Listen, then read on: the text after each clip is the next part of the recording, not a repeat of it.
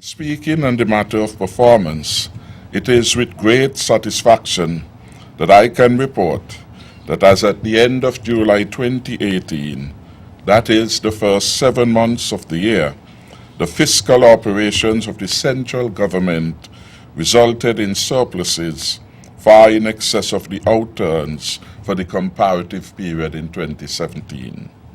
These surpluses and recurrent account and the overall balance and primary balance are far in excess of our 2018 budget estimates by 115%, 243%, and 116% respectively. Compared then to the situation in 2017, an all critical fiscal account, recurrent, overall, and primary, we have outperformed ourselves and our expectations. Simply put, the fiscal health of the federal government is far better in 2018 than it was in 2017. Our net fiscal position speaks eloquently to the astute management of our fiscal affairs by the Ministry of Finance in particular and the broader cabinet and government in general.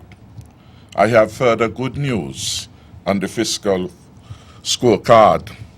The Financial Secretary has reported that our debt ratio, which stood at 78% at the end of December 2014, is now in keeping with the international benchmark of 60% debt-to-GDP ratio. We have achieved this important milestone 12 years ahead of the OECS target date of 2030. We are, I am advised, the very first independent state in the Eastern Caribbean Currency Union to achieve this superior, indeed superlative, milestone.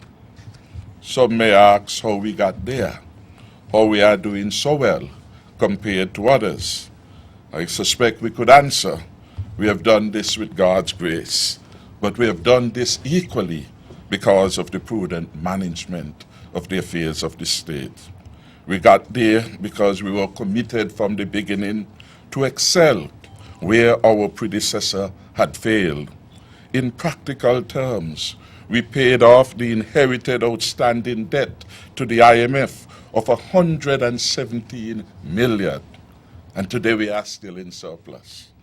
In practical terms, too, we got to this milestone by making a substantial payment of $36.2 million and the land for debt swap arrangement with National Bank. We achieved this milestone by paying down a total of $25.1 million and the amount owed to the government of Venezuela, and of course clearing other substantial debts of the former irresponsible regime. So we are taking care of our current obligations, and we are taking care of the record of indebtedness left behind us by our predecessors, trying to put the country's reputation back in good standing. The arrears which had been accumulated with the government of Venezuela was over $150 million.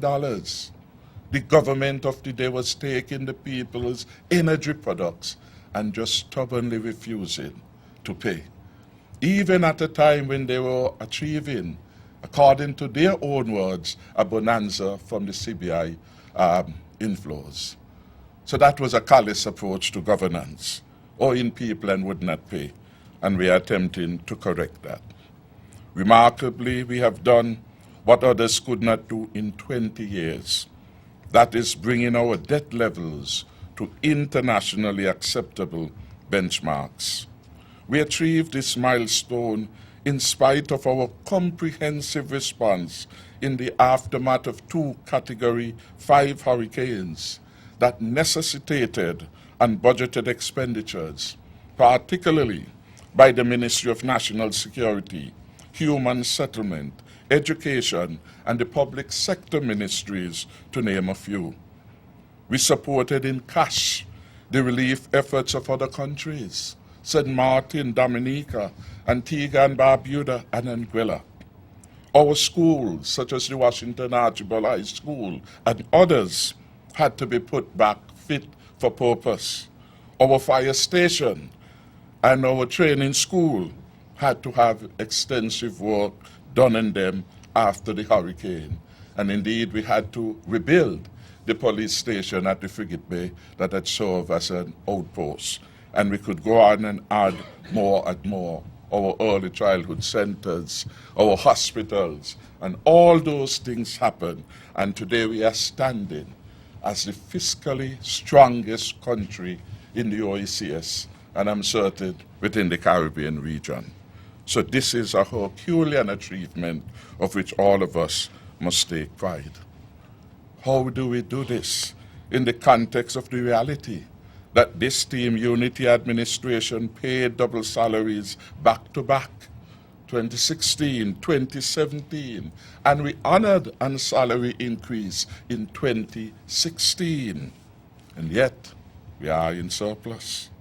The double salary was paid 6 times between 1995 and 2014 in less than 4 years.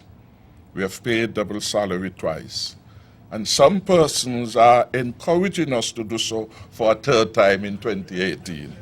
I'm not sure whether or not we will heed that advice, but that is how it is. Here in St. Kitts and Nevis, we are performing in superlative terms relative to the rest of our peers in the OECS, CARICOM, and indeed the rest of the world. Because you don't hear in America people getting double salary. You don't hear in Europe of those kind of things. Those are things imagined, but will never be done. We have been able to do those things because we have kept a good fiscal house.